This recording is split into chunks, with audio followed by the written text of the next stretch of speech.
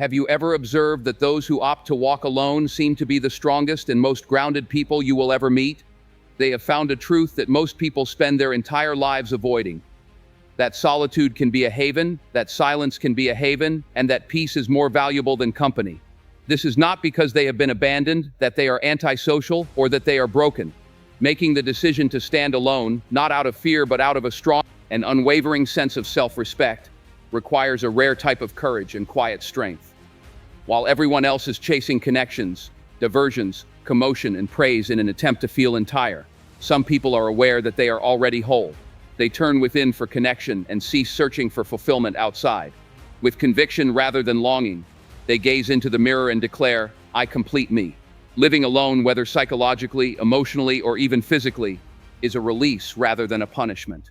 It indicates that you no longer run from your past, fear your own thoughts, or surround yourself with meaningless relationships and shallow conversations in order to avoid spending time alone with yourself.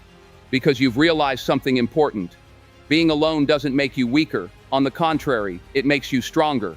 There are some relationships that drain you more than being by yourself ever could. In actuality, choosing isolation removes the never-ending, exhausting pull of attempting to keep up relationships that don't fit with your essence.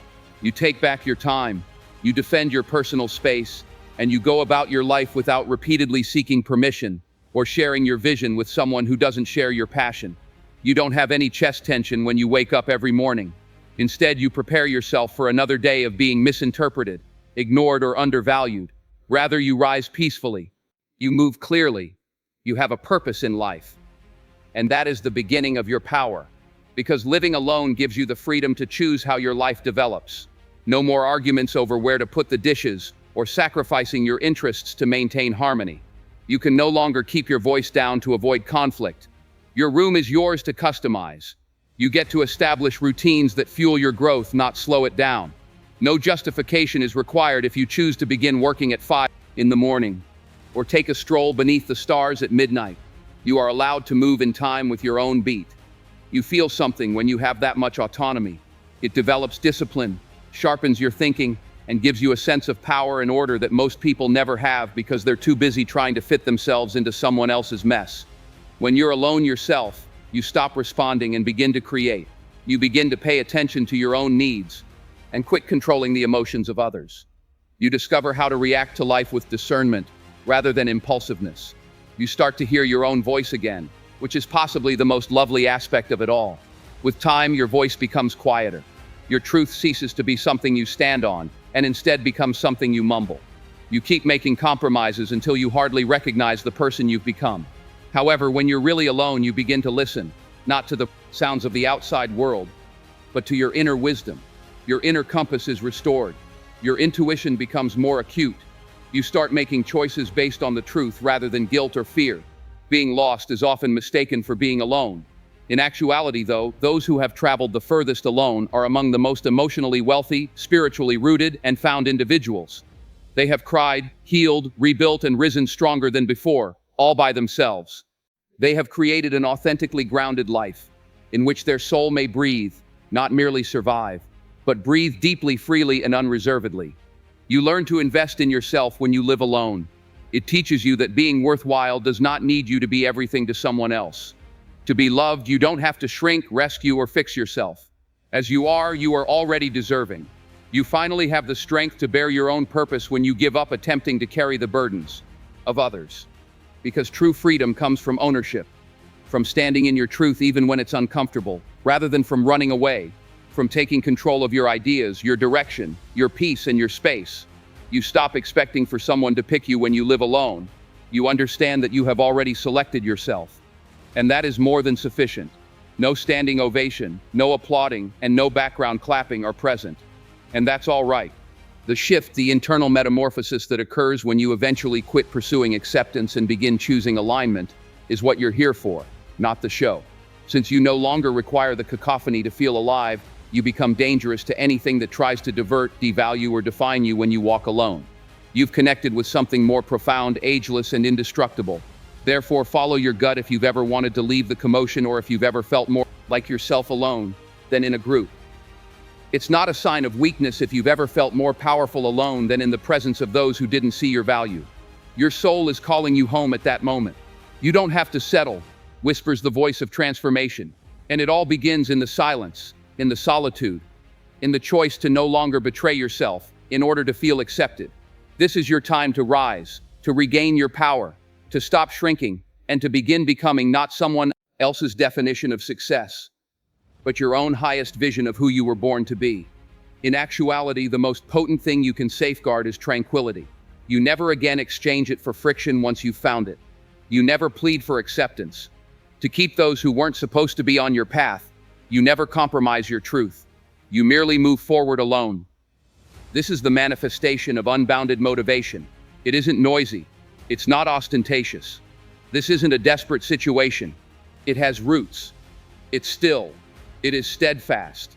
The realization that traveling alone is not the end of the journey, but rather the start of being unstoppable, is when it all starts. Silence no longer feels strange when you live alone. It becomes holy. What might have seemed unfulfilling or uneasy at first becomes something meaningful. The noise of other people's opinions, the distractions that made you numb, the superficial relationships that sapped your energy, and the smiles you forced to get through the day, all start to come back to you in that silence. It all fades, and there's nothing but silence. At last, there is silence in the room. Additionally, your ideas are no longer vying for attention for the first time in a long time. Under pressure, they're not suffocating. With strength and clarity, they are coming to the surface, breathing and expanding. At that point, you realize how much effort you've put into trying to be seen by those who only considered what you could provide them, attempting to explain yourself to those who never really wanted to know you, and trying to be understood. Emotional labor like that drains you, not just wears you out. You throw yourself away piece by piece until all that's left is the shell of a person who once had passion, fire, and dreams. However, everything changes when you're alone yourself. The misunderstanding starts to clear up. The mist begins to clear, and clarity enters the picture for the first time. Nor as a murmur, nor as a passing idea, but as a constant, indisputable presence. You cease guessing who you are. You cease entrusting those around you with your identity. You halt your performance.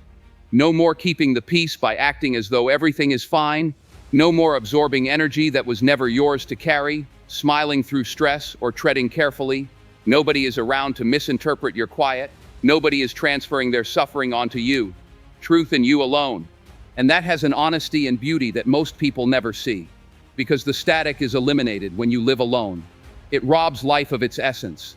Now that you're standing in the chaos, you don't have to sort through it to identify what's important. And what you find is something that most people shun all their lives. Comfort doesn't lead to peace. The diversions aren't the problem. The convenience of being encircled isn't the reason. There isn't any noise. Clarity leads to peace. And only when the world becomes quiet can clarity emerge. Let's face it though, being surrounded by people all the time, especially the wrong ones, causes your thoughts to become clouded by their words. You start questioning yourself. Even when it comes to something you used to know deep inside, you hesitate. You gradually lose the ability to recognize the sound of your own voice. However, you recalibrate when you're by yourself. That inner voice starts to reappear, and it doesn't whisper this time. It gives orders. It has authority when it talks. It informs you of the necessary actions. It reminds you of your value as you move toward your next level. And you truly begin to move with purpose, accuracy, and power. When you are free from the burden of other people's expectations and emotional distractions. You're not looking for approval anymore. You don't need authorization anymore to allow people to feel at ease in their shadows. You are no longer smothering your spark. You see, individuals seek validation, feedback, and clarity in relationships. They search for it through sexual relationships, groupthink, and social acceptance, but they never succeed. Clarity does not reside there. Clarity lives alone. It's just you, your breath, and your thoughts on those peaceful mornings when the sun hasn't risen. It exists in the quiet of midnight, when everyone else is asleep, and you can finally hear your soul's rhythm unhindered. Living alone provides you with that sacred place, that safe haven, where reality isn't warped, where your vision sharpens, and where you can finally see yourself for who you are, without judgment, without assumptions, and without filters. And it's impossible to return to chaos once you've gained a clear perspective on life. You no longer tolerate misunderstanding after you've experienced such tranquility. Living alone is therefore a revolution rather than a retreat. It's about moving ahead into a version of yourself that most people never encounter because they're too preoccupied with avoiding suffering to discover the truth. It takes bravery to be clear. It requires you to gaze inward when everything else encourages you to look out, and to remain motionless when the world is rushing by. However, you start to choose yourself in ways you have never done before when you decide to follow that route and choose isolation.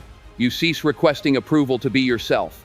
To maintain a relationship, you cease bargaining your peace. You no longer feel the need to justify your need for solitude, your preference for order over distraction, or the fact that other people's approval is no longer the main focus of your existence.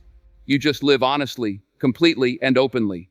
And because most individuals are living on someone else's schedule, carrying someone else's emotional burden, and adjusting to someone else's mood, such freedom is uncommon.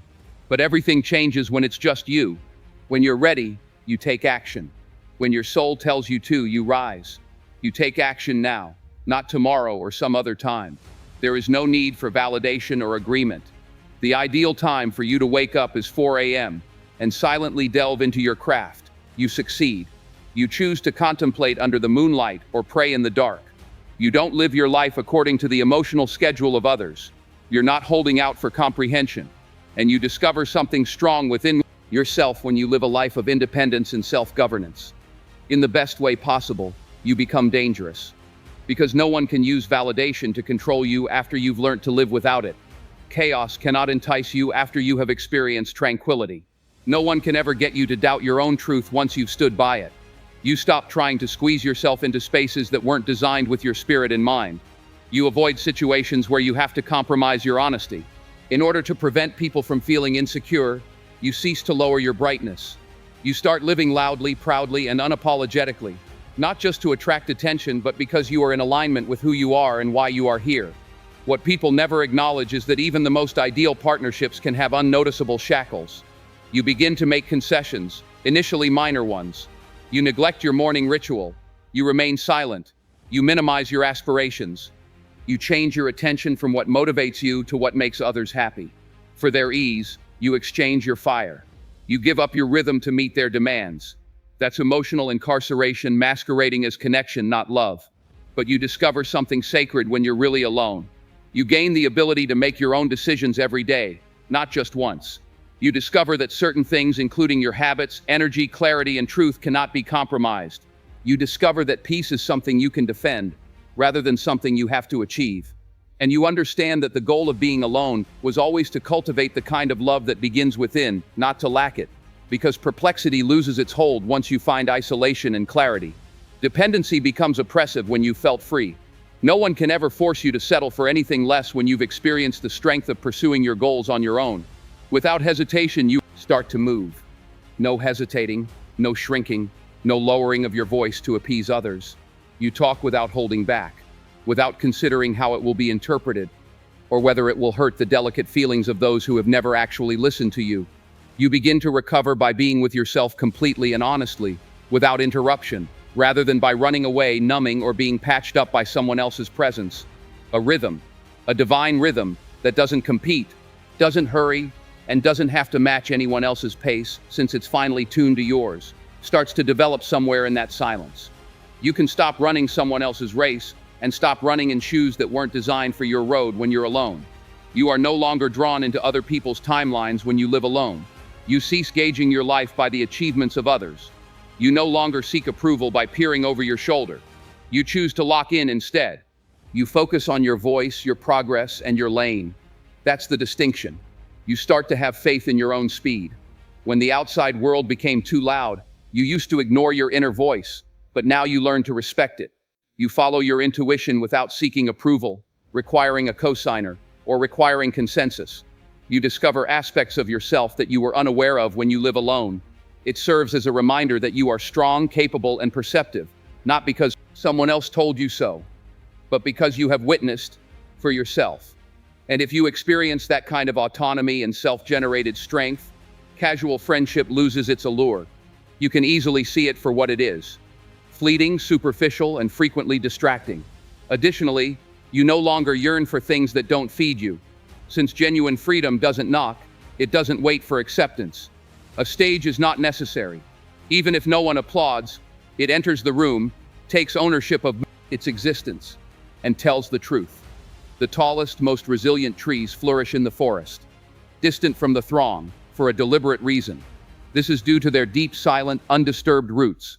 And living alone is exactly what causes that. You leave the commotion behind and enter the quiet.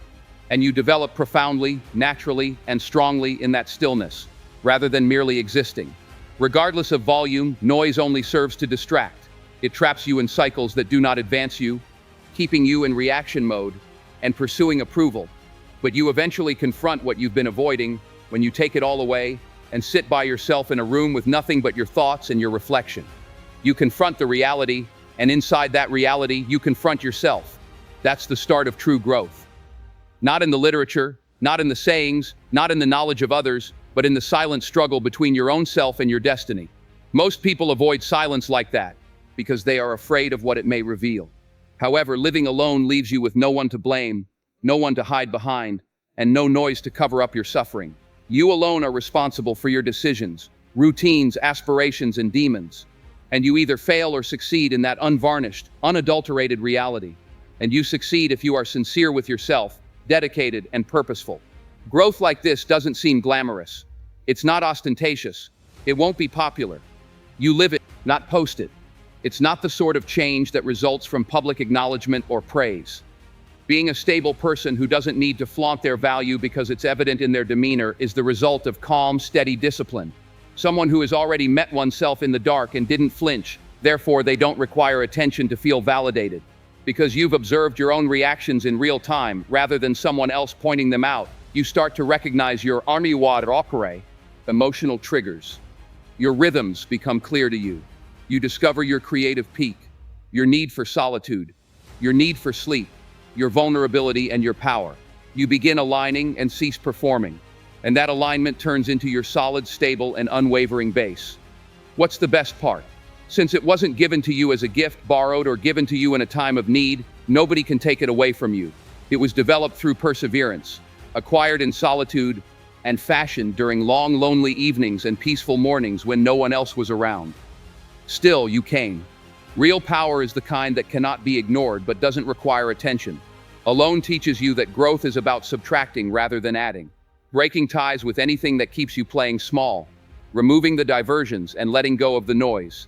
You discover something uncommon in that subtraction: space. There should be room to reflect, imagine, grow, and ultimately become. Because crowded, opinion-filled spaces are not conducive to growth. It takes place alone. It takes place in quiet. When you stop running and start thinking. When you stop looking and start being. When you stop fleeing and start confronting everything.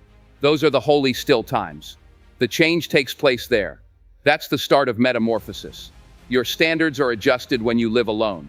It helps you reevaluate what is worthy of your time, effort, and presence. When life is free of drama, mediocrity, and one-sided relationships, you discover how tranquil it may be. You understand that feeling connected doesn't require chaos. You don't have to plead for work or justify your right to be consistent.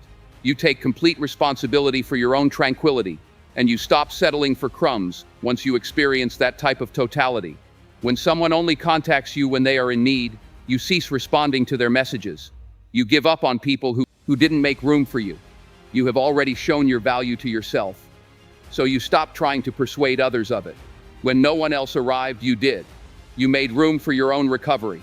You stood amid the storm without anyone holding your hand. You no longer require their approval. You don't require their approval. You have already been selected. You learn something from living alone that most people never grasp. It demonstrates the distinction between solitude and loneliness. Lack of connection is loneliness, but isolation? Freedom is that. Clarity is that. It's the uncommon capacity to hear your own voice unadulterated, unrefined, and unhindered by the opinions of others. You don't stifle your true voice once you've heard it because you've grown into a whole, grounded person, someone who respects silence instead of being afraid of it, someone who makes choices instead of chasing, someone who thrives in silence rather than merely surviving it. You learn to love your own company so truly, so totally, that anything less than sincere effort from others feels like a breach of your peace. What was formerly considered appropriate today seems inappropriate, rude, and even offensive. You finally learned how to treat yourself well, not because you've grown cold or inflexible, And that kind of self-respect becomes your norm after you've experienced it. Now that you've found the strength within the silence, you no longer yearn for someone to fill it. You've created a life in which you are complete without the help of others. No one is needed to save you. To prove your existence, you don't need to be present. You've done the work. Your own gaps have been filled. And as a result, your perspective has changed. Observe what enhances and subtly detracts from art. When someone's energy doesn't match yours, you can tell. You can see inconsistencies in both their actions and inactions. You can hear the pauses between what they say and do. Additionally, you separate yourself from them, rather than compromising, defending, or expecting that they will change. Not out of rage or resentment, but out of self-respect. Because maybe, kind of, and only when it's convenient, are things you've grown weary of. You need to be present. You need to be clear. You need to be consistent. And you don't feel guilty about it. Knowing what it took to get here, you've earned that expectation. You recall the evenings you engaged in combat that no one witnessed. You recall constructing your vision by yourself, block by block, as the world continued to move and others turned away. You recall displaying up despite your suffering in a discreet manner. You put forth the effort. You persevered, and now you're not going to let someone to enter the hallowed area you created out of hesitation, half-love, or sloth. You are now in charge of protecting your own tranquility. Additionally, the entry requirement is not low. It was fashioned by hardship and isolation. When no one was applauding, it was constructed in the dark. The bare minimum doesn't move you because of this. It is not enough to simply turn up. They must match what you produced when no one was looking, if they wish to stay. This is the quiet force of solitude. It improves your judgment. People are no longer chosen for their potential. Instead, they are chosen for their mission. You begin to surround yourself with peacemakers, rather than troublemakers. Those who talk with clarity rather than ambiguity. People that bring peace, not mayhem, into your life. And since you're not looking for someone to save you, you're still okay, even if those folks never show up. That's what you already did. You've already managed to escape the flames, and manipulation becomes less effective when you operate from that position of authority. Desperation dies. In the finest way possible, you become untouchable.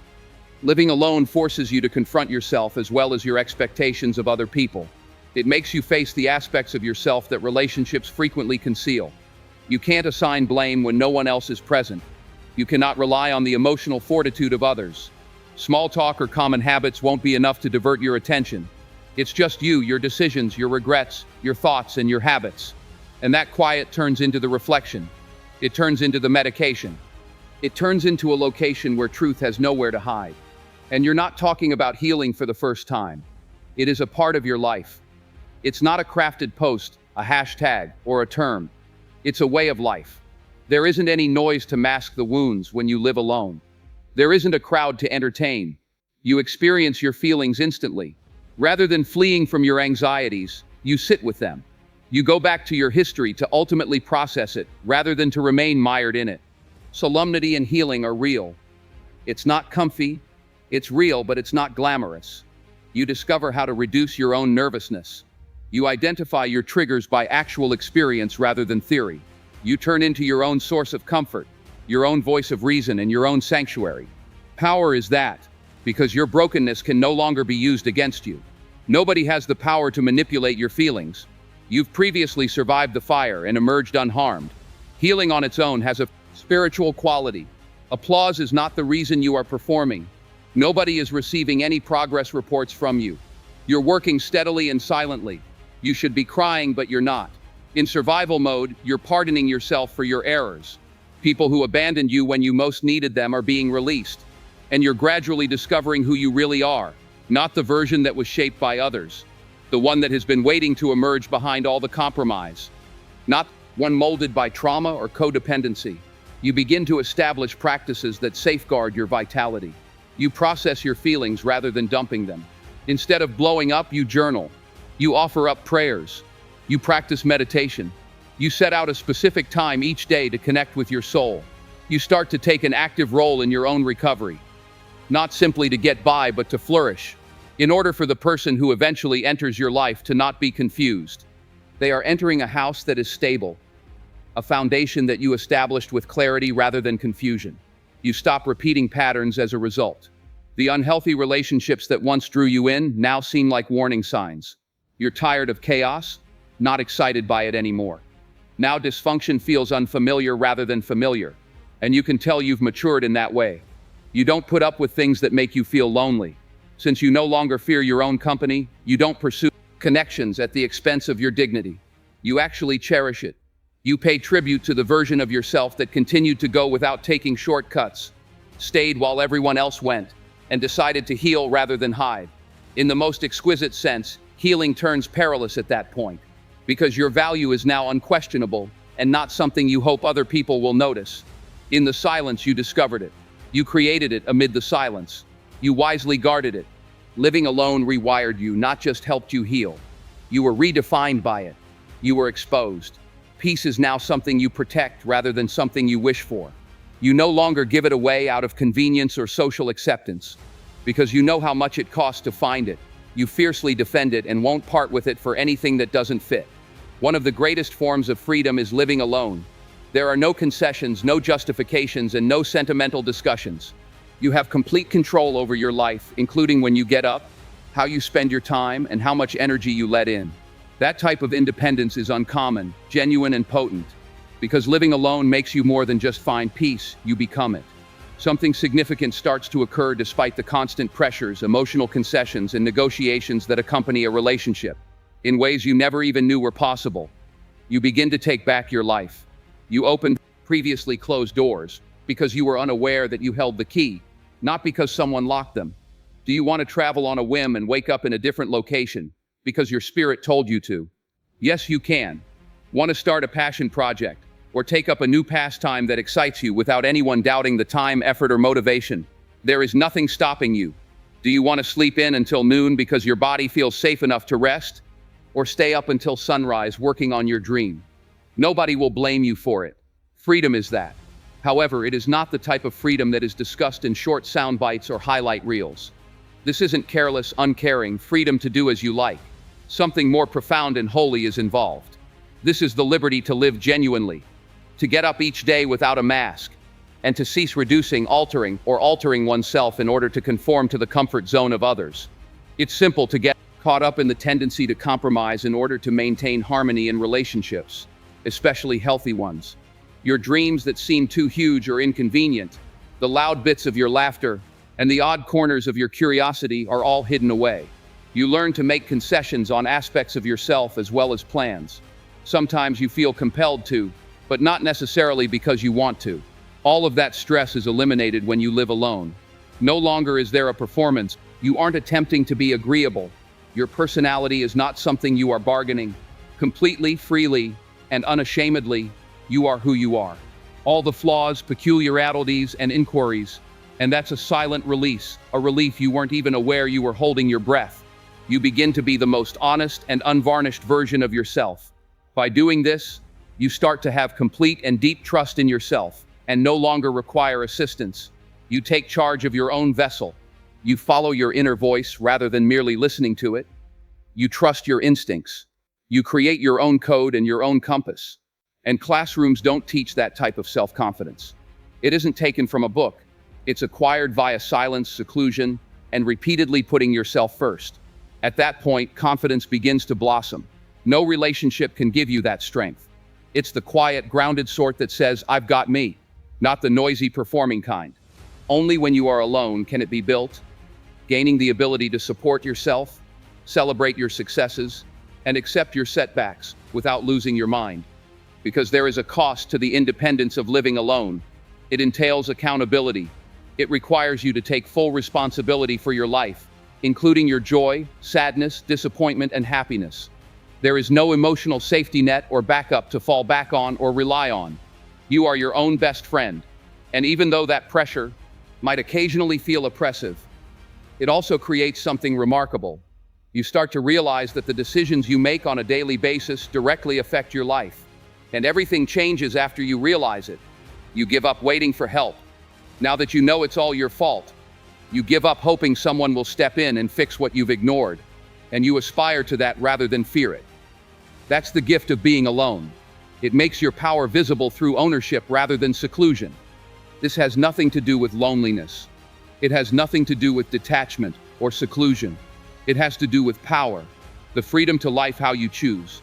To realize each morning that this is my life and that I have the freedom to choose how I want to live it. No relationship can replace such freedom. And you quit settling for anything that demands you to compromise yourself in order to make someone else comfortable after you've tasted it and lived in it. Living alone starts a journey that most people steer clear of. An inward voyage. A route that compels you to acquire the priceless ability to appreciate your own company. Being genuinely at ease in your own company is uncommon and powerful in a society when people are glued to continual connection, social media browsing, likes and notifications. Distractions are eliminated when one lives alone. The noise is eliminated. It forces you to confront your desires, anxieties, and thoughts. You start constructing the most significant relationship of your life, the one with yourself, in that area. You no longer require other people to fill the void. You quit seeking approval from meaningless discussions. You no longer dread empty weekends or peaceful evenings. You embrace them instead. You value the silence since it is where you can find serenity, true tranquility, the type that comes from knowing that you are sufficient just the way you are, without the need for outside approval or the presence of another person. One strength that the world cannot take away from you is the capacity to sit by yourself in a room and feel complete. It indicates that you've attained a level of emotional independence that transforms everything, because you are now thriving rather than merely existing. You're listening to your own voice, not the background chatter, the authentic one, the one that has been suppressed by social pressure, expectations, and opinions. When everything else begs for compromise, that person whispers the truth. Additionally, it improves your intuition once you get back in touch with that voice. It turns into a guide for you. You begin to make choices that are in line with your true values, not the ones you were taught to embrace, but the ones you instinctively know to be right. To please, you give up life. You give up trying to gain approval. You quit shaping yourself into roles you never wanted to play. Instead, you start living in harmony, not for praise, but for harmony. You get that by living alone. It's not a penalty. It isn't a break in relationships. It's a reclamation, a rebirth, a return to your true self before the world dictated your identity.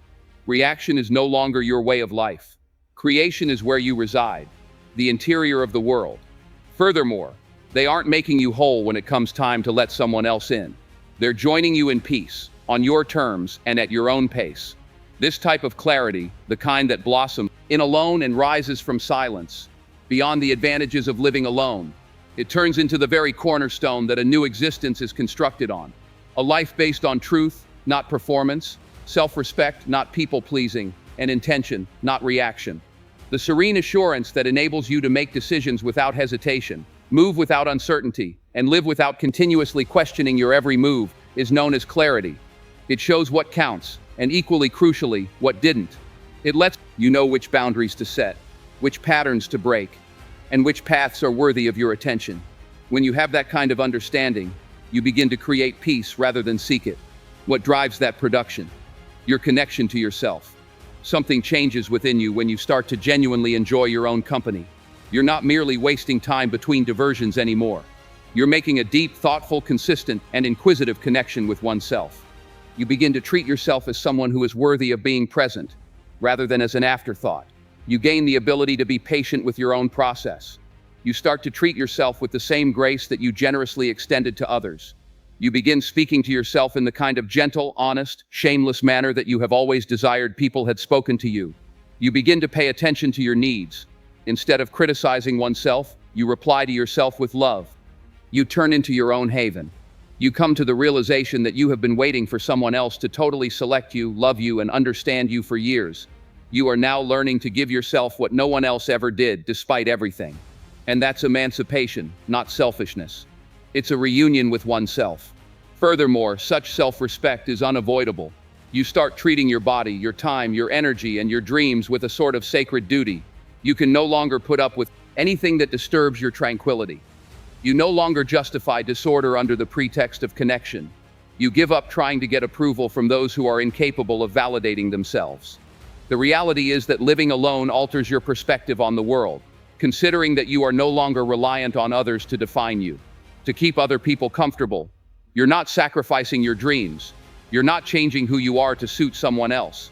You're making the decision to embrace your entire potential, full color, and full truth. The emotional cacophony, the continual compromising, the subtly suppressed self, and the other distractions that frequently accompany partnerships start to fade. The only thing that remains is space. Space for introspection, emotion, unrepentant creation, and unrestrained dreaming. You are no longer altering your life to suit the comfort of others. You are no longer requesting authorization to develop. You're merely acting. Being alone turns into a creative outlet, a haven, and a blank canvas on which you may paint the life you've always wanted rather than the one you were compelled to live. You start to get back in touch with the things you used to enjoy. You find your passions again. You attempt new things because you want to, not because someone told you to. You hone your skills, pursue your interests, and uncover aspects of yourself that have been hidden by years of compromise and commotion. Ultimately, it takes more than just surviving loneliness to learn to value your own company. It's all about changing with it. Finding purpose in quiet is more important than simply becoming at ease with it. It's about recognizing that you are sufficient right now, just the way you are. Totally, and unconditionally. Not when you're loved, validated, or accepted by others. And that insight marks a sea change. It turns into the source of your confidence. A calm, solid confidence rather than a loud, forced one. The type that can be sensed without shouting. The type that enters a room with everything to offer and nothing to prove. The sort that makes you magnetic because you've come full on your own, not because you're trying to be.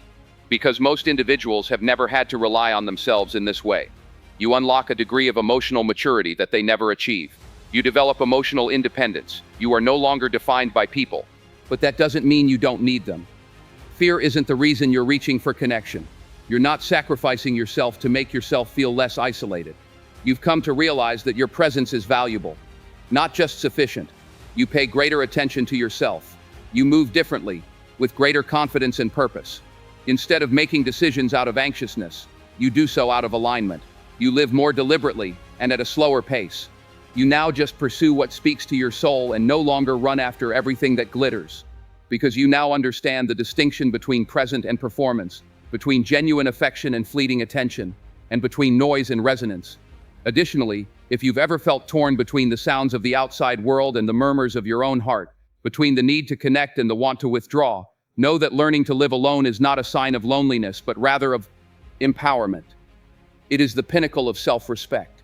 When the world teaches you to be half of something, it's about choosing to be entire. It's about taking back your time and speaking the truth. Distraction should be avoided in favor of discipline. It's about finally having the strength to defend what you cherish and slowing down long enough to recall it. You never want to settle again after you experience that type of freedom and understand that your value is unquestionable and not dependent on approval from others. The art of self-ownership is living alone. It's getting up each morning with the knowledge that this life, the routine, the quiet, the soul work, the failures, the victories is yours. And even if that might seem daunting, it starts out as the most empowering thing you've ever experienced. Because you no longer simply live alone. You now live fully, freely, and with awareness.